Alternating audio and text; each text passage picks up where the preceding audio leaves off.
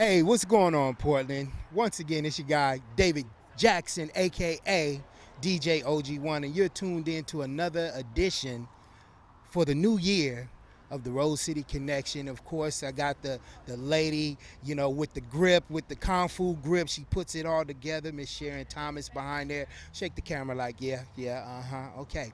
So, if you're wondering what's going down, because this doesn't look like the arena. I know behind me is a logo and everything.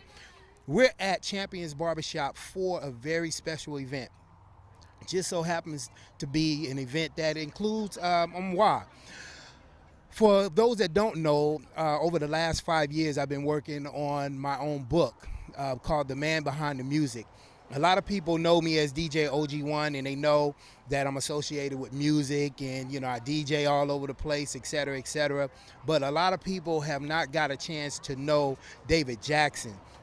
So I've been compiling this book for over the last 5 years. It's a very personal, talks about my life from childhood to what actually got me to Portland and got me to the position where I am as a DJ. So tonight is a very special night because it is an author showcase, and it is actually my first official book signing tonight. So we want you to come hang out with us. Again, this is the Rose City Connection. This is DJ OG1. We're at the official book signing / author showcase. And by the way, Rochelle D. Hart, shout out to her, who actually wrote my book for me. And it should be a very interesting night, and stay tuned. But tonight we are here to talk about the man behind the music, DJ OG1, David Jackson. I'm gonna pass the mic to him. You can say what you will about the book. We're gonna keep it brief for now, and I think we're gonna do a couple of questions, Q&A style, and then we're gonna go over and sign and sell books for those that don't have them yet. So, Mr. Jackson. Thank you. I guess I don't get right. First of all, thank everybody for coming out this evening. This is quite different for me because I'm used to being behind the turntables and just behind music. So this experience right here is just something that I know I'm gonna have to get used to because it's a different side of me that people are not really necessarily used to, and that is learning more about me. The Man Behind the Music, the book is as a result of just a time period in my life. How many of you guys have read the book so far? Okay, got a few people that have read it. Just to give as brief of a background of it as I can, other than talking about my life as a child growing up and how overall music has played a very huge part in my life, there was a significant part of my life or significant part of Oregon's history that I was a part of that I felt never has been told, the side of the story that had not been told, that I felt like I carried for a long time, and I thought just at the point that I needed to get it out, it was just for lack of a better word, for my sanity's sake.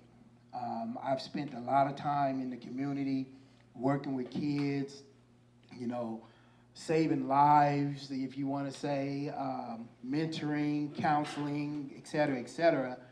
And I didn't realize that there were certain parts of my life that I carried because I was so used to carrying the weight of other people that I didn't really realize how taxing my own experience was affecting me. It was affecting my relationships with my kids, my wife.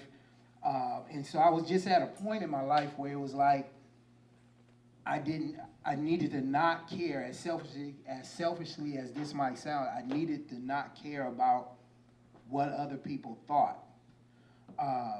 And so I at the time, I had built a very close relationship with my good friend, and I consider her family, Rochelle, and it just clicked for me. She was already writing books and doing her thing, and it was just a natural connection between us. And for those that don't necessarily know, when I talk about Oregon's history, in 1988, was when I first came to Oregon to live.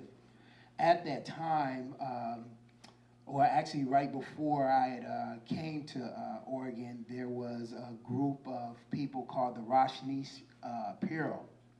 Unbeknownst to me, they were a cult group, and so I happened to come up here with a church group, predominantly black, who had athletic division of the church, and it was called Ecclesia Athletic Association, led by leader Eldridge Broussard.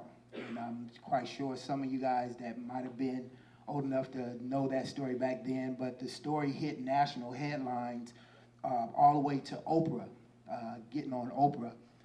And I happen to be someone who grew up as a child through that experience into adulthood. And you have to read the book to get a little more details, but the short version of it is that some things went on, some lives were lost in this situation. It turned out that that group got tagged as a cult. From there, everything from my mom being in prison for 13 years, my kids were taken from me. I was on the street basically to having to fend for myself with no formal education. And so I had to come through all those things to get to what people know as OG1 today and everything that I've done. And so writing this book was two things for me. It was therapy for me to be able to talk about my experience and being able to survive through that whole situation, the story that people don't understand. People know the media side of the story, but they don't know from someone who lived through that experience. And so a lot of things had been hush-hush about it. It just kind of went away once Eldridge died. And so a lot of the members, quite honestly, just have kept things hush-hush. A lot of the kids that were affected by that situation still don't know the full story.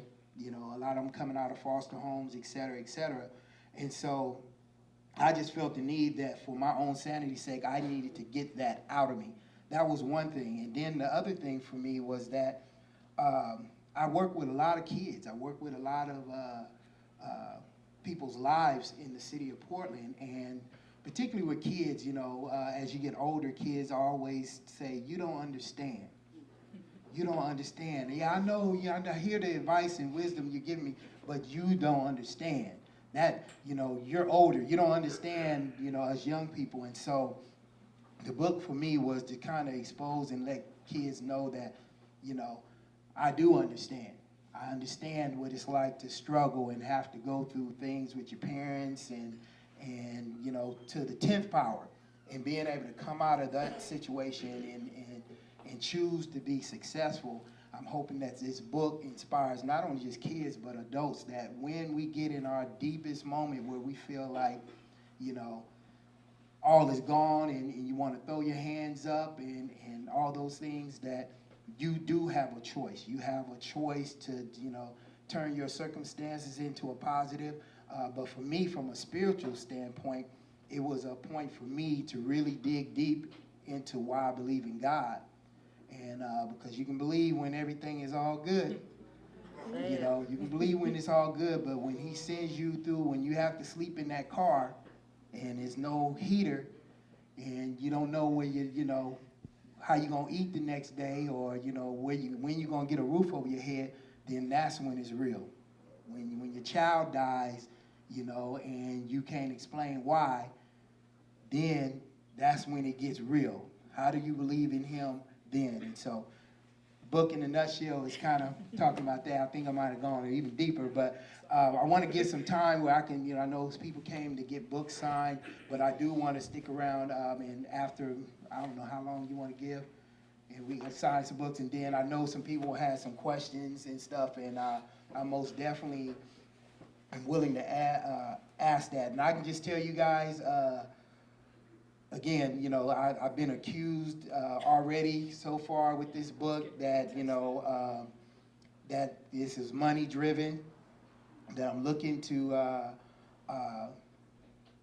gain some more popularity, I guess, some fame, I'm out to ruin people's lives. I've gotten all those things so far.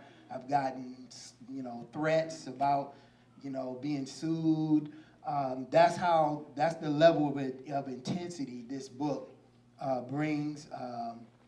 But again, at this point, I can't worry about that. I can only worry about, what my intent is and hopes to inspire a lot of people just to, just dig in deeper and be better people, so. And I am Jamal, and this is Art Williams. Art Williams. I don't know. And I'm Jamal Lane, and we are the owners of Champions Barbershop. And tonight is a very special night.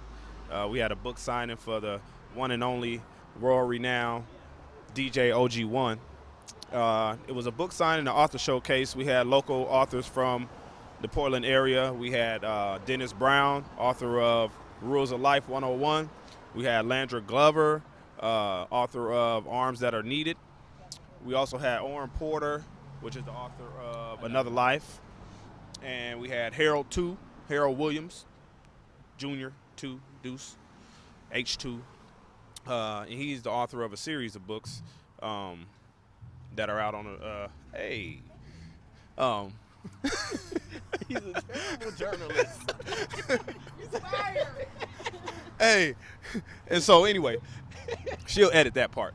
And so it was great though, man. We got a chance for everybody to showcase their books and tell us a little bit about what inspired them to write their books and what their books talked about. And they all were great. OG1, I mean, it really heartfelt moment, man, as he told us about, what inspired him to write his book and told us a little bit about what was in his book.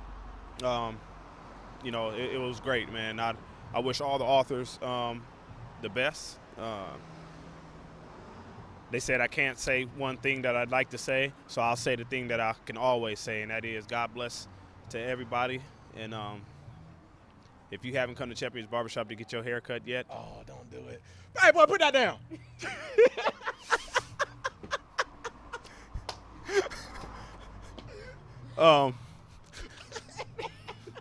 Put that in there. Keep that in there. I want.